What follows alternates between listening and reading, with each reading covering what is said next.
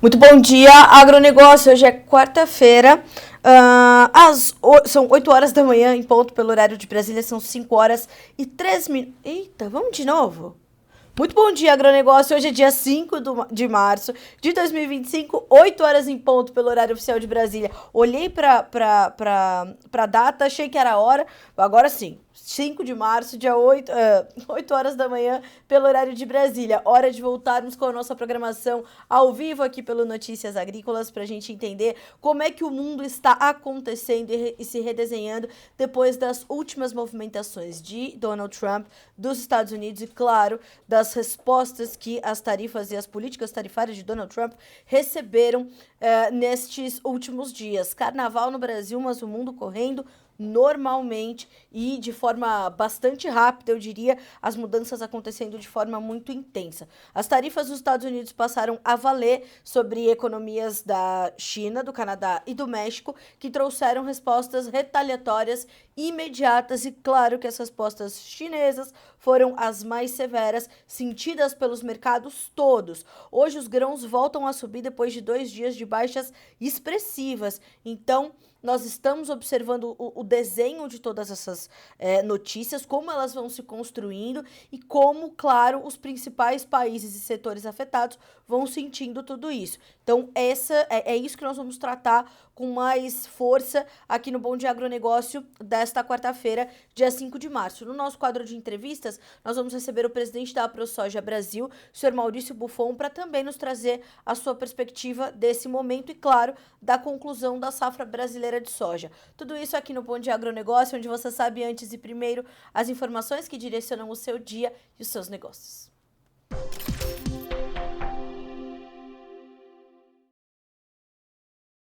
Antes de mais nada, nós vamos aos preços, porque depois de segunda e terça de baixa generalizada para as commodities agrícolas, hoje é um dia de realização de lucros, ao contrário, então todas elas subindo e subindo forte. Quem se destaca entre as commodities agrícolas num caminho inverso é o petróleo, algo que a gente vai também já detalhar um pouco mais dessa movimentação, dessa pressão que o mercado sente nessa quarta-feira e já também vindo de baixas consecutivas. Bom, na Bolsa de Chicago, a soja tem 10 dólares e 5 centavos por bushel no contrato maio, que sobe agora 0,6%. O milho, 4 dólares e 55 centos por bushel, uma alta de 1,06%. No trigo, são 5 dólares e 43 centos, uma alta de 1,2%. Ainda em Chicago, sobem os futuros do farelo de soja, 1,2% de alta, 296 dólares e 90 centos por tonelada curta. Esse mercado também sofreu nos últimos dias. Óleo de soja, 43 centos, mais 9 por libra e uma alta de 0,6%. Então, apesar da baixa forte do petróleo, o óleo de soja subindo na Bolsa de Chicago nesta manhã de quarta-feira. Na Bolsa de Nova York, nós temos a continuidade das altas do café. Ontem o mercado já disparou, na segunda também subiu forte. Hoje continua com ganhos intensos, 2,4% de alta agora, são 4 dólares e 7 centavos por libra-peso. Neste momento para o contrato maio do café. Ou melhor dizer, contrato maio, 4 dólares e 8 centavos por libra-peso. Açúcar, 18 centos mais 44 por libra, também se recuperando depois das últimas baixas, 1,9% de alta. Algodão, 63 centavos e 52 por libra-peso, uma alta de 0,4% nesta manhã de quarta-feira. Vamos agora checar as demais commodities e começamos com o petróleo, que, como eu já adiantei, em baixa opera neste 5 de março. Nós temos 1,9% de queda, são 67 dólares e 4 centavos por barril no petróleo WTI. No petróleo Brent, reflexo global do quadro de oferta e demanda, 70 dólares e 11 centavos, 1,3% de queda. O gás natural acompanha essas perdas e vai trabalhando agora com 1,6% de baixa. Ouro, prata e cobre sobem. O ouro tem 0,2% de alta, a prata 1,6% e o cobre sobe 5% nesta quarta-feira, dia 5 de março. 5% de alta tem o cobre na manhã de hoje. O dólar index continua caindo, 0,7% de queda, vai a 104,985, então pressão forte sobre o dólar index na manhã de hoje, o que ajuda inclusive a justificar parte dessas altas entre as commodities, praticamente todas, à exceção do petróleo e do gás natural. Então sobem todas as commodities, cai o dólar, lembrando que aqui no Brasil nós temos só meio pregão nessa quarta-feira, quarta-feira de cinzas, então nós temos já os mercados parados na segunda e na terça e hoje só a partir de meio-dia retomando suas operações aqui no Brasil. Para concluir a nossa rodada de preços, vamos olhando para na bolsa da Malásia, o óleo de palma fechando a sessão dessa quarta-feira em campo positivo, na bolsa de Dalian caindo farelo, óleo de soja, enquanto subiram os futuros do milho, mas suínos também operando em queda nesta manhã, ou nesta quarta-feira, para ser mais exata, quando o assunto é China. Olhando só rapidamente para a análise financeira de Eduardo Vanin, analista do complexo soja da Agriinvest Commodities, que nos traz nessa manhã de hoje. O dólar index tem queda expressiva nessa semana, acumulando mais de 2,5% na semana. O euro acumula uma alta de 3%. A China fixa novamente uma meta de crescimento em 5%, com mais estímulos a caminho. Vamos falar também já já sobre isso. Ouro subindo, petróleo caindo, a OPEP vai reduzir os cortes de produção como previsto, vamos já já falar sobre isso. Trump vai dar mais um prazinho para o Canadá e para o México. O Canadá fala em tarifas sobre os Estados Unidos. Redução de chuvas para a Argentina, vai ser bom para a colheita do milho da primeira campanha e para a maturação da soja. Prêmios da soja no Brasil seguem firmes e Dalian em forte queda nesta quarta-feira. 8h06 pelo horário de Brasília, hora depois dos preços das nossas manchetes, hora das nossas notícias da manhã.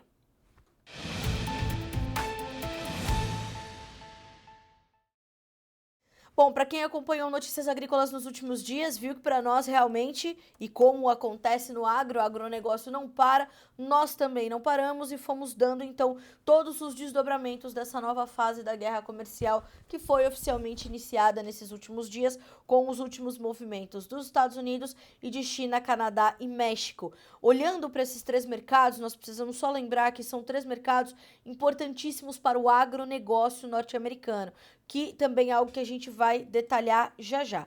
Pois bem, vamos fazer só né, nessa primeira manchete, esse resumo do que aconteceu, portanto, né, do que está definido e do que passa a valer e de, claro, quais foram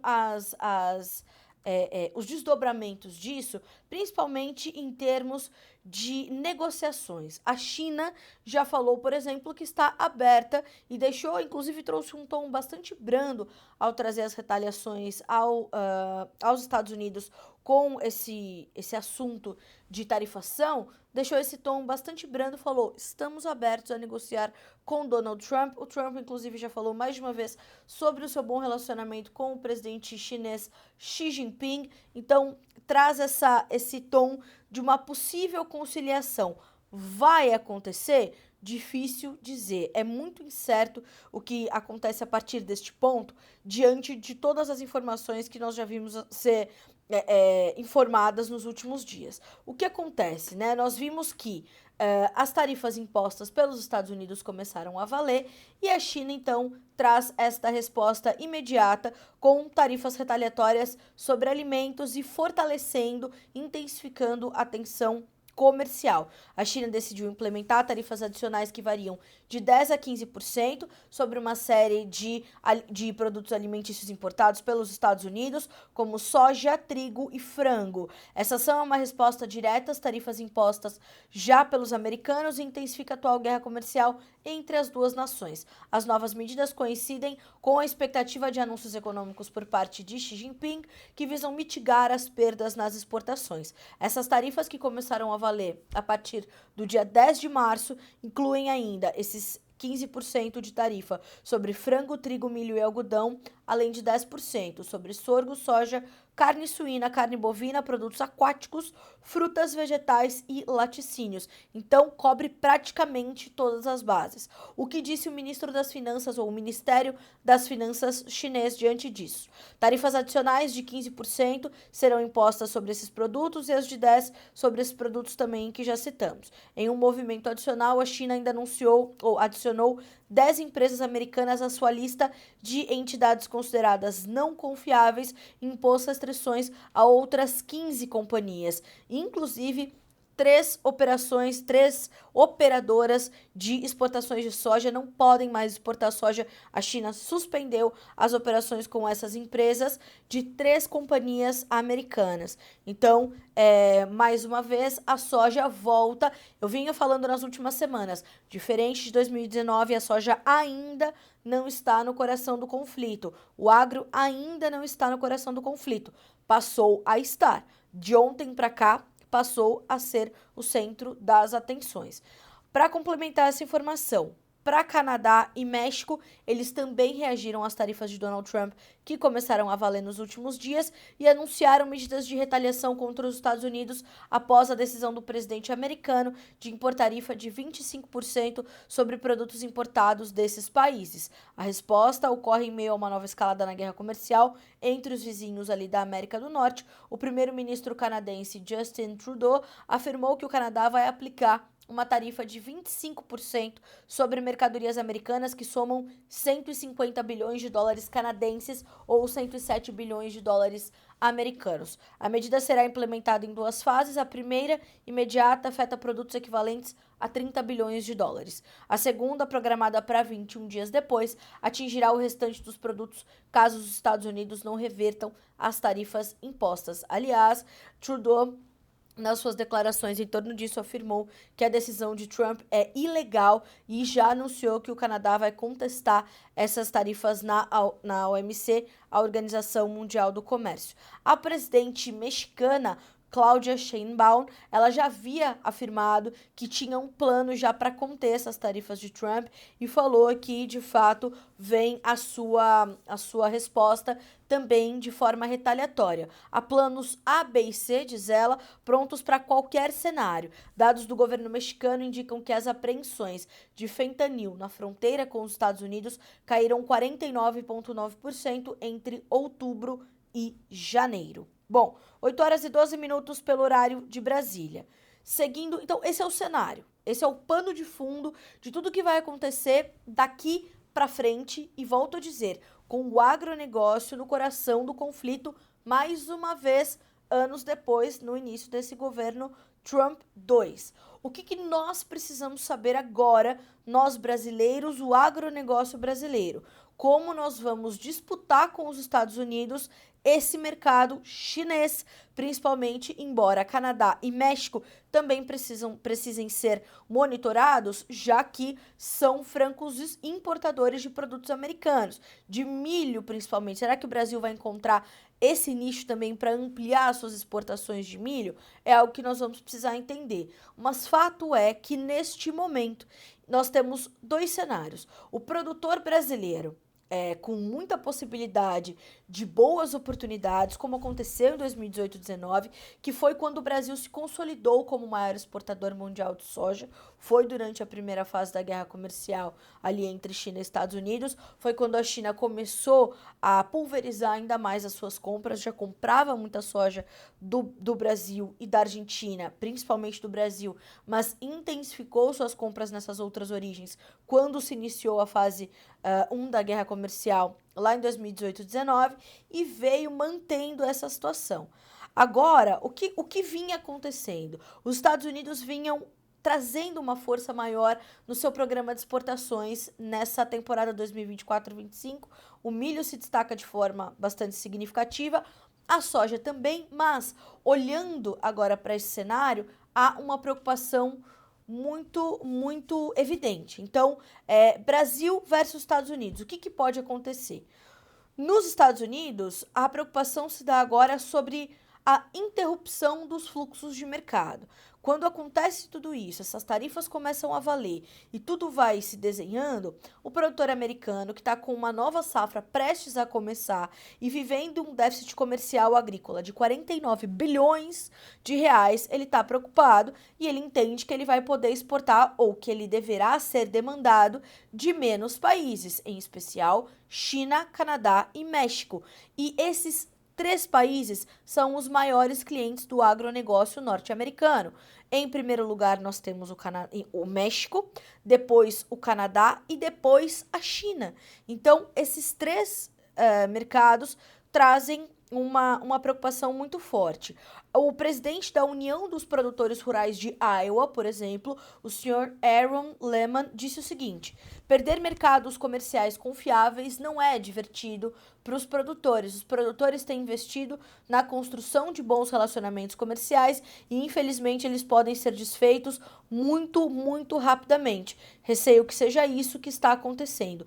Por que ele diz que não é divertido? Porque Donald Trump veio a público pelo X, o antigo Twitter, dizendo o seguinte: produtores americanos, fomos tarifados, estamos tarifando, divirtam-se produzindo muito para vender dentro dos Estados Unidos. Vocês vão vender muito dentro dos Estados Unidos e é para o nosso mercado que nós temos que olhar, divirtam-se.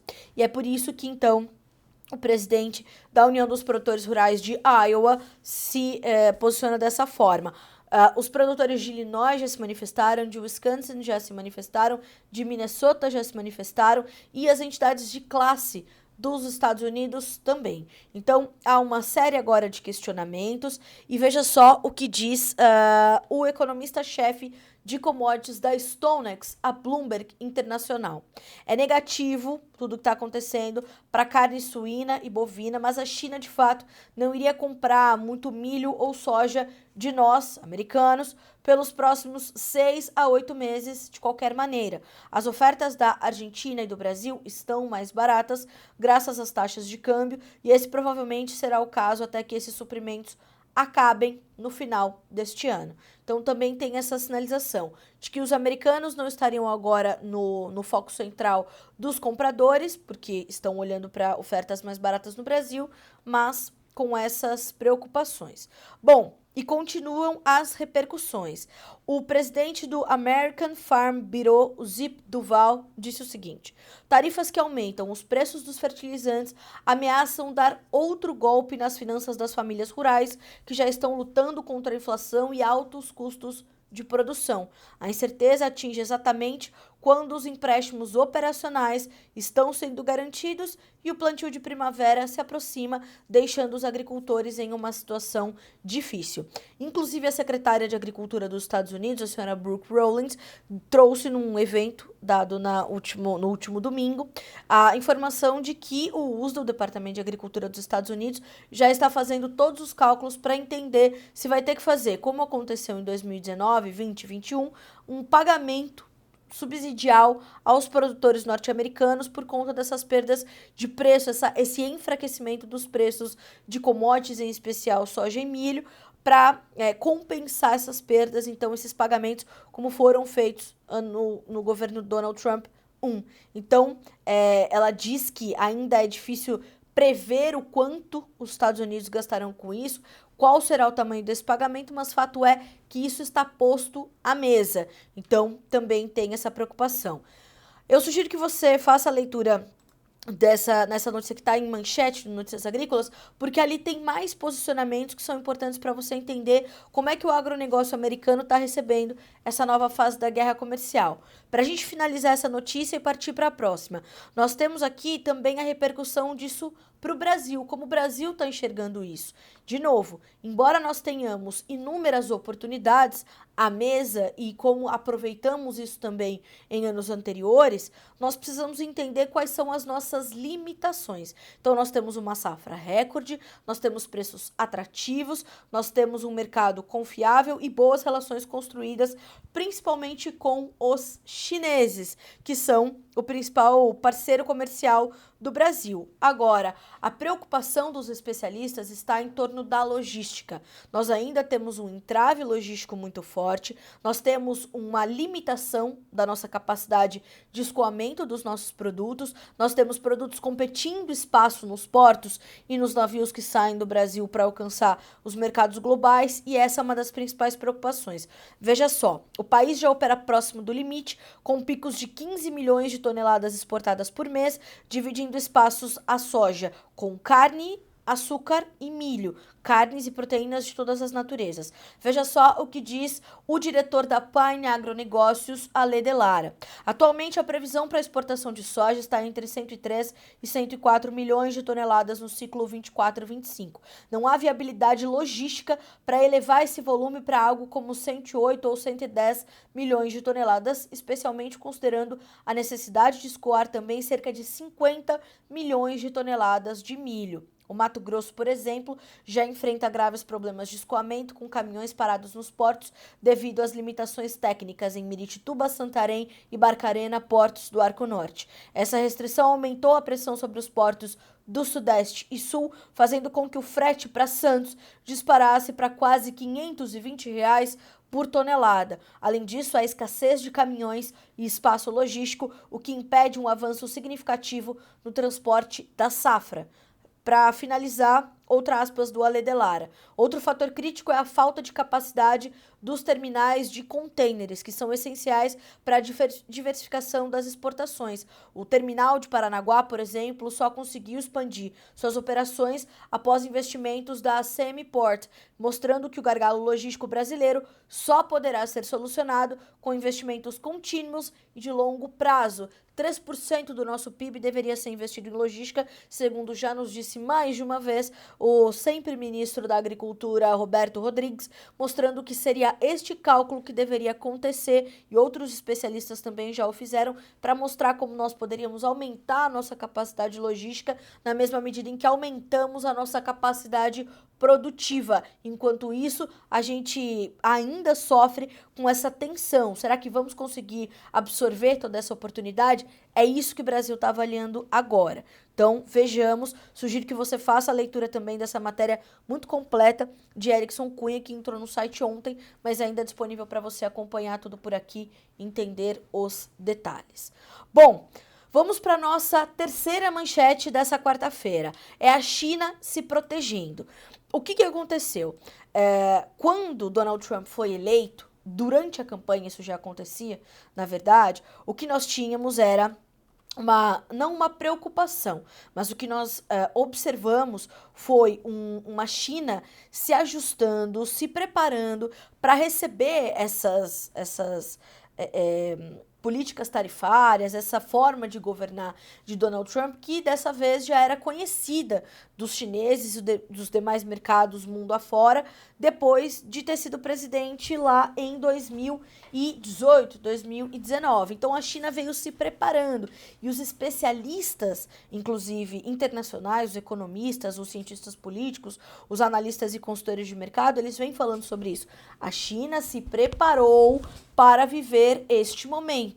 A China estava pronta para receber essas tarifas, por isso as respostas são tão fortes e imediatas e sem medo, né? Diferente do que aconteceu também há alguns anos, quando a China não sabia muito bem como ia ali recompor as suas ofertas e recompor as suas compras. Então, tudo isso estava no radar dos chineses, no radar de Xi Jinping. Inclusive, nesta segunda-feira, o primeiro-ministro chinês já veio a público trazendo esses estímulos que estão previstos para proteger a economia de mudanças que, segundo ele, nunca foram vistas em um século. Veja só.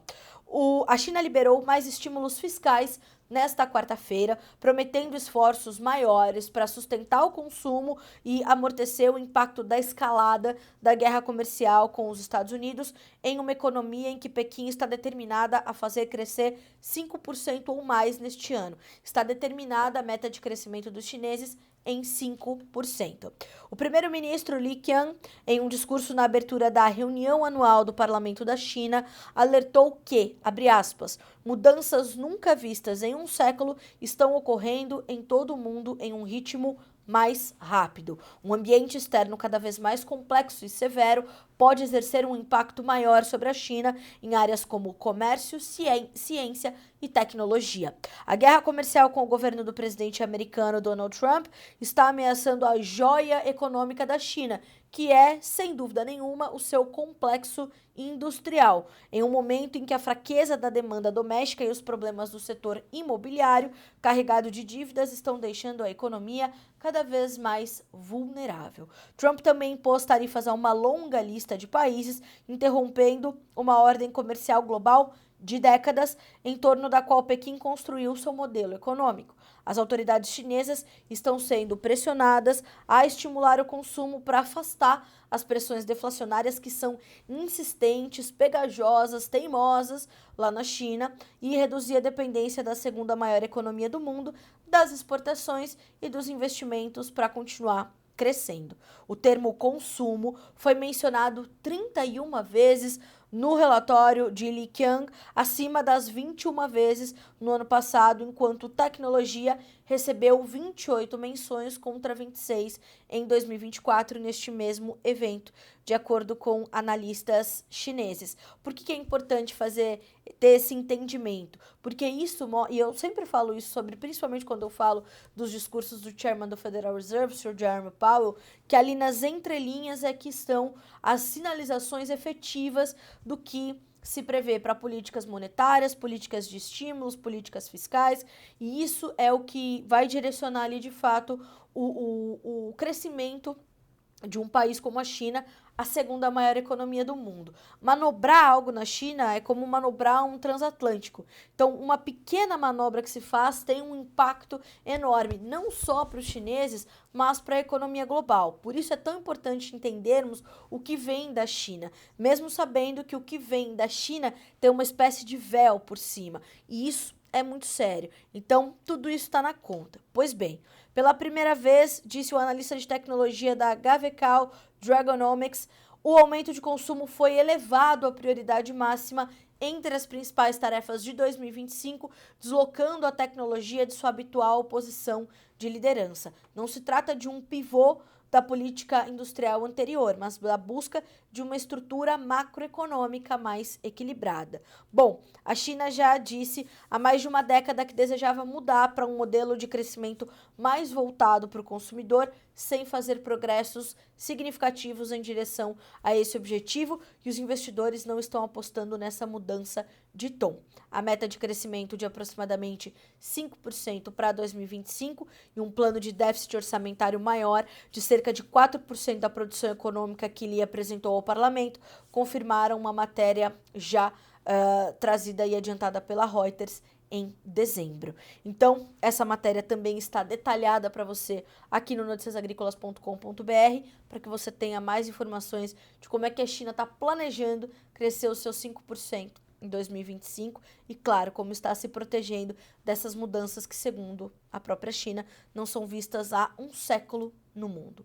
Bom, nossa quarta manchete de hoje é naturalmente o mercado de grãos. Então, como eu já também adiantei na nossa rodada de preços, hoje sobem todas as commodities agrícolas e os grãos não ficam de fora. Aliás, quem lidera o movimento de alta entre os grãos na Bolsa de Chicago é o milho. Na abertura ontem, ali perto de 9h30, 9h40, horário de Brasília, da noite, quando o mercado foi retomado, nós vimos o milho subir mais de 1,8%, quase 2% de alta, depois de ter acumulado baixas agressivas entre segunda e terça-feira, com esse reflexo não só das tarifas e dessa nova fase da guerra comercial, mas que, como eu também já adiantei hoje, um novo momento desse quadro de safra nova dos americanos, da safra 2025-26, vindo acompanhado de um aumento de área para o milho expressivo, de quase 2 milhões de hectares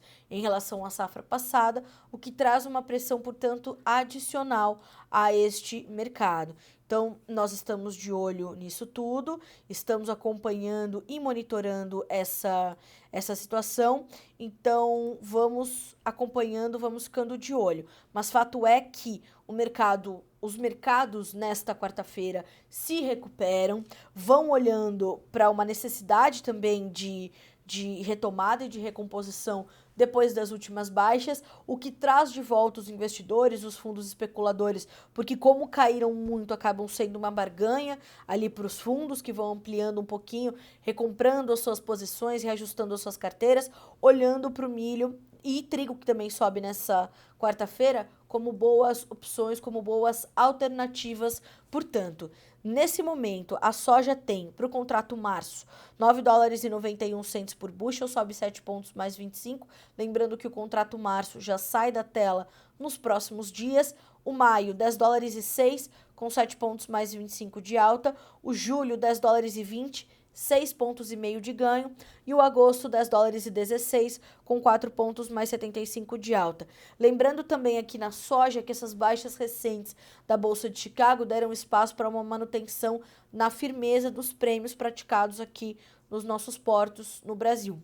Amanhã nós vamos receber o diretor da Pátria Agronegócios, Matheus Pereira, para nos trazer também esse cenário de como é que a semana vai se concluindo para o mercado internacional de grãos, mas começando para o mercado brasileiro, uma vez que ontem e anteontem os mercados não operaram aqui em função do feriado do carnaval. No milho, nós temos também altas hoje, que variam de 2,5 pontos a 5,25 pontos nos principais vencimentos. O contrato março para o milho, $4,39, também já deixando a tela nos próximos dias. O maio, $4,56, o julho, $4,64 e o setembro, $4,43 por bushel.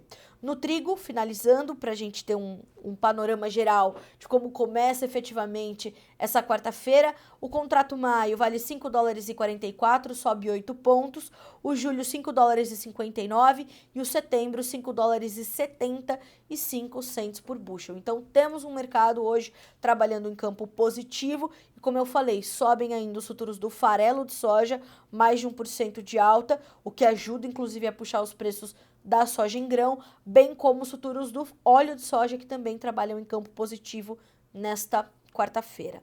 Bom, vamos para a nossa quinta manchete de hoje, mercado do petróleo. Já estará conosco o presidente da ProSoja Brasil, o senhor Maurício Buffon. Aliás, você pode ir se adiantando, se preferir, e fazendo as suas perguntas aqui para o Buffon, se você quer tirar alguma dúvida, se você quer trazer o seu posicionamento para que ele comente. Temos aqui o nosso espaço de interatividade. Aliás, nos diga, hoje tô gaga, nos diga de onde você nos ouve, nos acompanha, de onde nos assiste, de onde acompanha as nossas informações, para tomar boas decisões. A gente quer saber, deixa aqui no chat para nós, como o Ivan, por exemplo, que está dizendo, ó, bom dia, saúde a todos, obrigada, Ivan, para você também. Sobre a trade war, não acho que quem ganhar ou quem perder vai ganhar ou perder.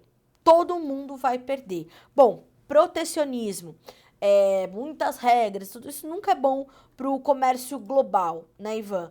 Mas os americanos, de alguma forma, olham para isso como uma medida do presidente Donald Trump de olhar para sua nação, efetivamente. Vejamos como isso vai acontecer. Ontem, o presidente da consultoria AgResource, que é uma das mais tradicionais, uma das mais antigas dos Estados Unidos, e inclusive uma das consultoras, já foi a AgResource, uma das consultoras para agronegócio da Casa Branca, ele dizia, não sei como tarifas podem ajudar o produtor americano nesse momento. Então, de fato, Ivan, podem todos perder. Só que há um olhar ainda dos americanos para Trump, principalmente, claro, dos seus eleitores, de que Trump está olhando para sua própria nação, está querendo fazer a América grande de novo. Vejamos se isso pode acontecer. O Gerson Silva, já foi falado do cenário do boi. Gerson, ainda não falamos, mas podemos trazer essas informações amanhã e ao longo da nossa programação aqui na TV Notícias Agrícolas. Às 11h30, às 11 horas, melhor dizendo, você acompanha informações fresquinhas deste mercado. E amanhã a gente detalha um pouco mais por aqui. E tem informações disponíveis para você também aqui no nosso Bom Dia Agronegócio, certo? No nosso noticiasagricolas.com.br. Bom, são 8h33 pelo horário de Brasília. Vamos para o nosso quadro de entrevistas aqui no Bom Dia Agronegócio.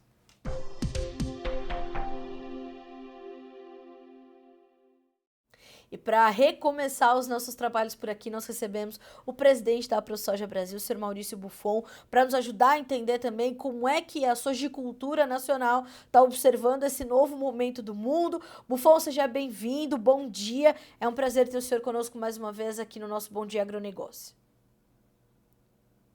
Bom dia, Carla. Tá muito baixo o som, não estou conseguindo te escutar. Ah, tá bom. Vou pedir para nossa equipe dar um jeito aqui para o senhor nos ouvir melhor. O senhor ainda me ouve baixo?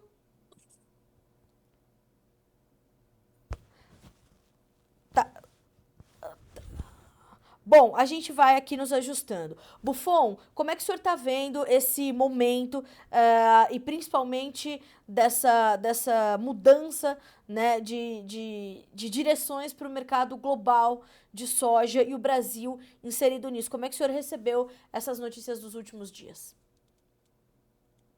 Carla, desculpa, eu não estou conseguindo te escutar. Tá muito baixo o som para mim. Tá, a gente vai rever aqui o que está acontecendo, Buffon, e a gente vai nos ajustando. Bom, a gente vai ajustar aqui a nossa comunicação com o Maurício Buffon e antes disso a gente fala então um pouquinho sobre o mercado do petróleo. Como eu já havia adiantado, nós temos o terceiro dia de baixa para os preços do petróleo, com o aumento da produção previsto pela OPEP, que vai acabar com os cortes de produção, algo que também já vinha sendo noticiado pela Organização dos Países Produtores e Exportadores de Petróleo. Havia, de fato, essa sinalização pela própria organização de que principalmente a Arábia Saudita gostaria de voltar a pleno para este mercado. Isso está acontecendo. Então, os preços do petróleo caíram ou caem pela terceira sessão consecutiva nesta quarta-feira, com os investidores preocupados com os planos da OPEP+, de prosseguir com os aumentos de produção em abril e as tarifas do presidente dos Estados Unidos, Donald Trump, sobre Canadá, China e México, aumentando as tensões comerciais. Na sessão anterior, os contratos fecharam perto de mínimas de vários meses, pressionados pelas expectativas de que as tarifas e contratarifas dos Estados Unidos impostas pelos países afetados desacelerarão o crescimento econômico e deverão reduzir a demanda por combustíveis. Abre aspas para Ashley Kelty, analista da Panmure Liberum, uma consultoria internacional. Ela diz: a imposição de tarifas à China, Canadá e México pelos Estados Unidos desencadeou rápidas represálias de cada nação, o que aumentou as preocupações sobre a desaceleração no crescimento econômico e o consequente impacto na demanda de energia. O Canadá e a China retaliaram imediatamente as tarifas de Trump. Enquanto isso, ao mesmo tempo, a OPEP, a Organização dos Países Exportadores de Petróleo, e seus aliados, incluindo a Rússia, um grupo conhecido como a OPEP+, decidiram na segunda-feira aumentar a produção pela primeira vez desde 2022, pressionando ainda mais os preços do petróleo bruto. O grupo fará um pequeno aumento de 138 mil barris por dia a partir de abril, o primeiro passo nos aumentos mensais planejados para reverter seus quase 6 milhões de barris por dia de cortes, o equivalente a quase 6% da demanda global. Para fechar, há uma certa preocupação no mercado de que a decisão da OPEP seja o início de uma série de adições mensais de oferta, mas a declaração da organização reitera uma abordagem de trazer de volta os barris somente se o mercado puder absorvê-los, disse o analista do UBS, Giovanni Staunovo. Estamos de olho. 8 horas e 37 minutos, voltamos então com o Maurício Buffon. Maurício, o senhor me ouve agora melhor, certo? Certo, cara. Agora sim, estou ouvindo Agora bem. sim. Então tá bom. Bom dia novamente para o senhor, seja bem-vindo. É sempre um prazer ter o senhor conosco aqui no Bom Dia Agronegócio, aqui no Notícias Agrícolas. Bom dia, cara. Bom dia aos demais ouvintes aí do Notícias Agrícola. Vamos passar um pouquinho de informação aí sobre o soja aí no Brasil. É verdade. Bufão, como é que o senhor recebeu as últimas notícias dos últimos dias de que pode vir aí uma demanda adicional pela nossa soja diante dessa nova fase da guerra comercial? Eu imagino que as oportunidades nos saltem aos olhos, mas a nossa capacidade logística acaba sendo ainda uma preocupação para os senhores, não? Com certeza, nós temos aí hoje uma incógnita, né? Essa guerra comercial, na verdade, é mais para inglês ver que realmente coisas práticas, né? É lógico que o mercado especulativo vai aproveitar do mercado, o produtor ele não tem tanto expertise, vamos dizer assim, para se opor a esse mercado e aproveitar também esse mercado. Mas é óbvio que alguma coisa vai mexer nesses primeiros dias, e o produtor tem que ficar atento aí se der boas oportunidades de negócio para poder realizar alguma coisa de negócio, né? Porque vai ser, no nosso ponto de vista, essa especulação aí vai ser muito rápida, vai ser muito passageira e logo isso se acalmará e voltará à comercialização normal, né? Buffon, como é que o senhor está avaliando esse momento de conclusão da nossa safra? Nós tivemos alguns problemas ali no início do plantio, depois a colheita ficou um pouco mais atravancada, retomou o ritmo, a gente volta a escoar e entregar a soja para o mercado. Como é que o senhor está avaliando esse momento? Como é que o senhor sente o produtor de soja do Brasil observando e vivendo esse cenário, o cenário de uma safra recorde de soja aqui no nosso país? Nós temos aí, com certeza, um grande incógnito aí na questão da logística, né? Portos e armazenamento e armazém, praticamente, né? O produtor, nesse momento, vem sofrendo bastante aí, a grande maioria do produtor que não tem suas unidades armazenadoras para poder finalizar, escoar essa safra aí, que nem você fala, uma ótima safra que o Brasil vem colhendo. Esse é o primeiro ponto. Eu vejo que o Brasil está bastante complicado nesse momento, né? Temos relatos aí de muitas filas, muito complicado em armazéns, e voltou a safra. A semana passada foi uma semana de trabalho a campo aí muito intensivo, né? O clima deixou trabalhar, na grande maioria do Brasil aí foi a colheita, rodou muito bem, então deu aqui uma travada, vamos dizer assim, nessa parte logística, né? Então essa é o nosso desafio aí, conseguir conciliar essa ótima safra aí com essa logística péssima que o Brasil tem, né? Que não consegue fazer o dever de casa aí de entregar portos e rodovia para escoar essa safra aí que o Brasil vem entregando.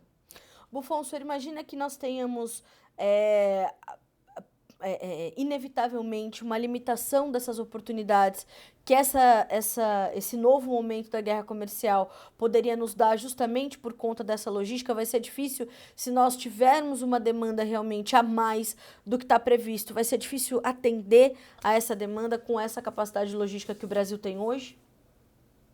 Com certeza, né, cara? Nós temos estrangulado o que o Brasil está escoando, é o que o Brasil tem de capacidade.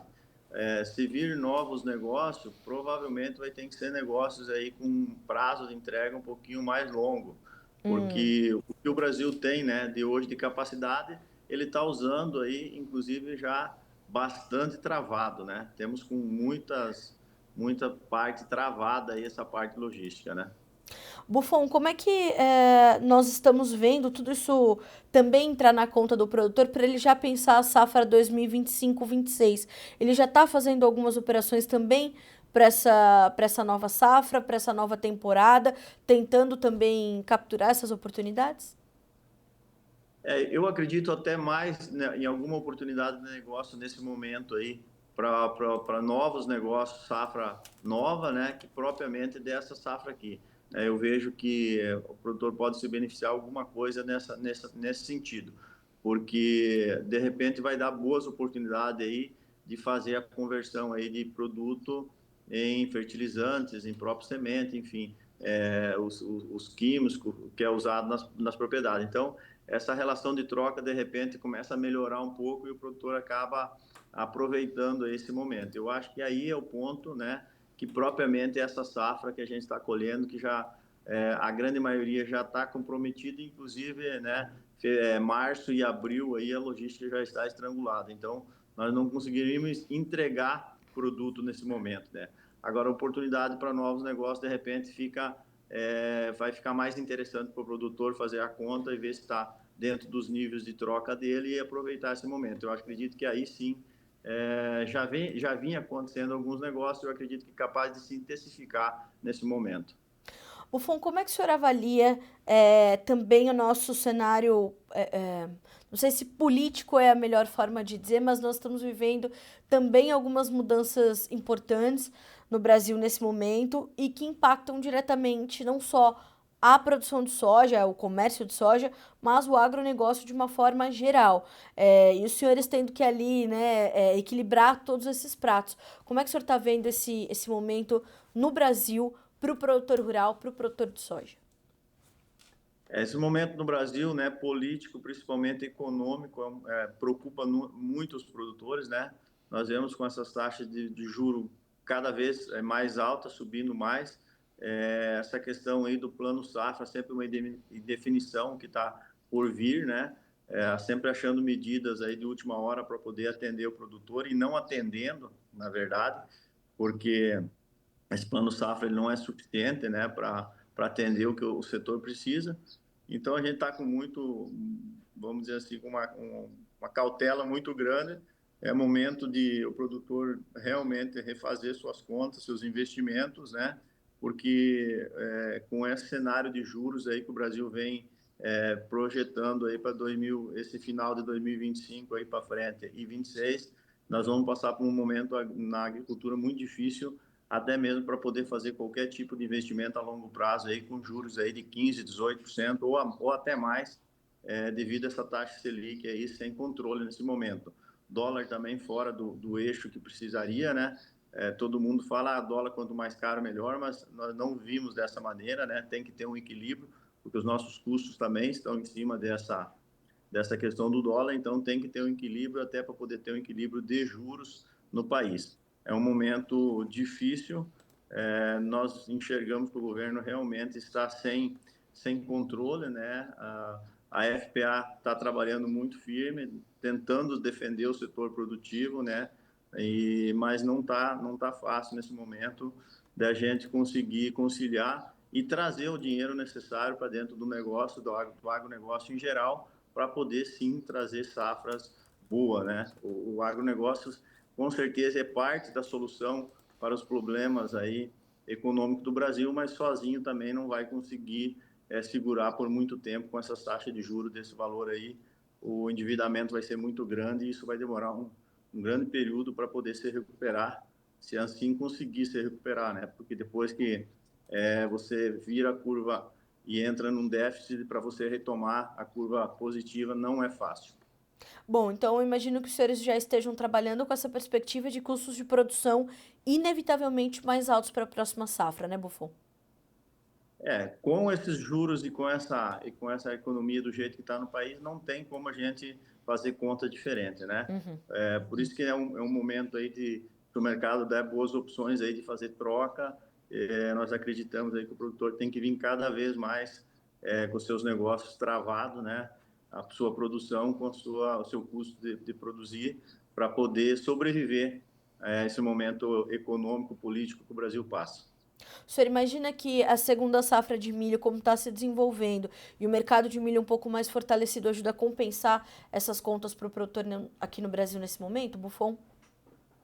O milho, tudo indica que o milho tá mais firme, está um mercado mais positivo, até porque o Brasil está consumindo muito milho interno aí, com essas usinas de etanol aí instaladas, a capacidade das usinas de etanol no país deu uma nova dinâmica para o milho. Nós acreditamos que o milho, sim, é um mercado mais positivo para o produtor. Agora, o milho também, o risco é maior na questão do clima, né? Então, essa conta aí do milho, a gente vai conseguir definir ela lá por meados de abril, né? Que ali vai estar encerrando as chuvas onde tem a segunda safra plantada, e aí nós vamos estar definindo realmente a safra de milho.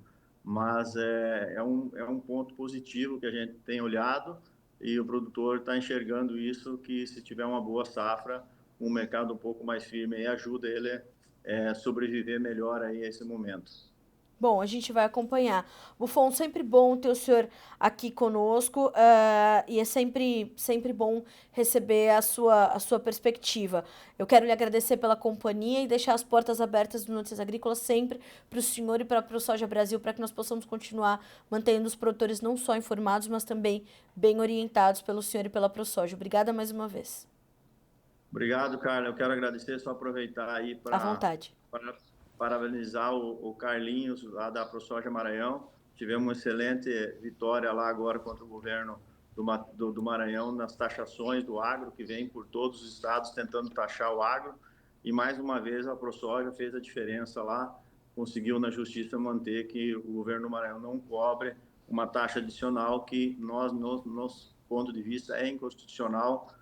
O setor produtivo tem a Lei Candir que garante, né, a exportação sem taxações, sem impostos, e dessa forma quero deixar lá a parabenização para todos os agricultores do Maranhão e da ProSoja Maranhão, em nome do nosso presidente lá, o Carlinhos, que realmente foi muito firme nessa conquista lá e conseguiu garantir que os produtores não vão ser taxados nesse momento lá. Mais uma vitória da ProSoja, porque em outros estados a ProSoja também fez diferença, né, Buffon? Muito bem lembrado pelo senhor. Obrigado por esse adendo. Não, tranquilo. Aqui no Tocantins também a gente está conseguindo segurar, né? A presidente Carol aqui está segurando o Pará numa grande negociação lá também envolvendo a ProSoja do Pará. O Vanderlei conseguiu também lá segurar essa taxa lá e o governo retroagiu. Então, não é fácil. Os ataques vêm de todo lado, né? É o setor que hoje, bem ou mal, ele continua produzindo e continua gerando riqueza para o país, mas nem sempre o produtor consegue ter lucratividade. Mas os governos enxergam que o setor está ganhando muito dinheiro. E, É. se nós olharmos a quantidade de RJs que está acontecendo no setor, vê que isso não é real, que o período é muito crítico para a cidade agrícola e nós não podemos ter taxas extra, principalmente quando se fala numa taxa inconstitucional, fora da legislação, né? Todas as leis o produtor tem que ser cumprido. Quando tem uma lei que favorece o produtor, infelizmente, os estados não querem cumpri-la. Então, né, nesse momento tem que valorizar quem está lutando por essas causas. Sem dúvida. Buffon, mais uma vez obrigada e, de novo, portas abertas à ProSoja Brasil e todas as ProSojas estaduais para a gente continuar falando sobre isso. Obrigada mais uma vez, uma ótima semana para o senhor, bom trabalho por aí. Até a próxima. Obrigado, tudo de bom para vocês aí também. Até Para o senhor mais. também. Até mais, um abraço. Bom, senhoras e senhores, e com essa boa notícia vinda do Maranhão pelas palavras do presidente da ProSoja Brasil, Maurício Buffon, nós agradecemos, né, a sua companhia na nossa retomada de programação aqui depois dos dias, né, de feriado. Estamos de volta e nossa programação segue para que vocês sejam sempre os produtores rurais mais bem informados do Brasil. Bom dia, bons negócios. Fique agora com o Realidades das Safras aqui na TV Notícias Agrícolas. Até amanhã.